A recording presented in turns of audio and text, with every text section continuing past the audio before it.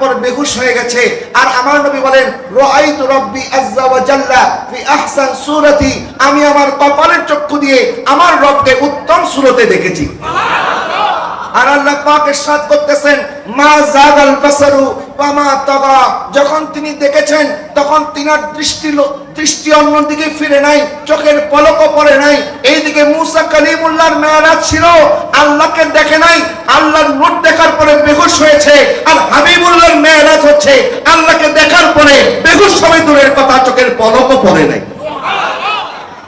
এই জন্য এক শায়ের কত সুন্দর করে বলেছেন, तूरे पर कहार बिने